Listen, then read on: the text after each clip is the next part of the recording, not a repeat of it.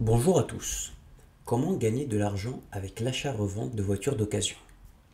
Tout d'abord, je tiens à vous rappeler que le marché a toujours raison et de ce fait, il est incontournable d'opter pour une voiture grand public.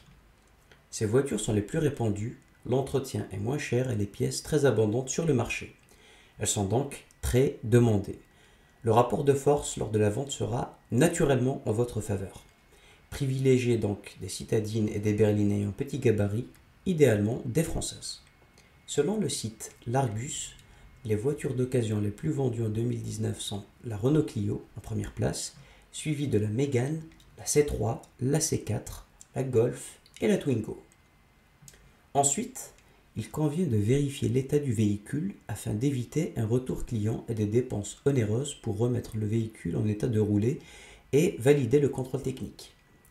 Ces vérifications vont porter sur le moteur, la carrosserie, l'intérieur du véhicule, la suspension, la qualité du suivi de l'entretien. Par exemple, il est plus simple de vendre une voiture avec un historique complet et un suivi sérieux de l'entretien. De plus, une bonne affaire se fait surtout à l'achat du véhicule. Plus votre prix d'achat est faible, plus vous avez de chances de réaliser une marge confortable. C'est une question de bon sens avant tout.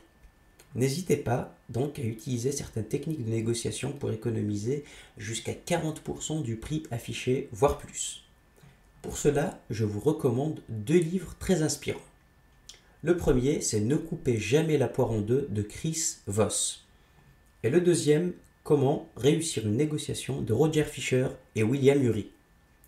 Enfin, il est incontournable de promouvoir de la meilleure des manières le véhicule, en le nettoyant, en le parfumant, en prenant des photos de qualité et en rédigeant une annonce attractive sur différentes plateformes, à savoir Le Bon Coin, le Marketplace de Facebook, le site Paru Vendu ou encore Viva Street.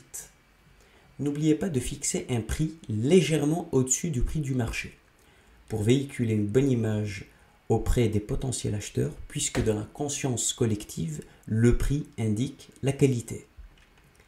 Il ne faut pas aussi oublier que la majorité des acheteurs sont naturellement prédisposés à négocier le prix. Je finirai avec une belle citation de Kennedy.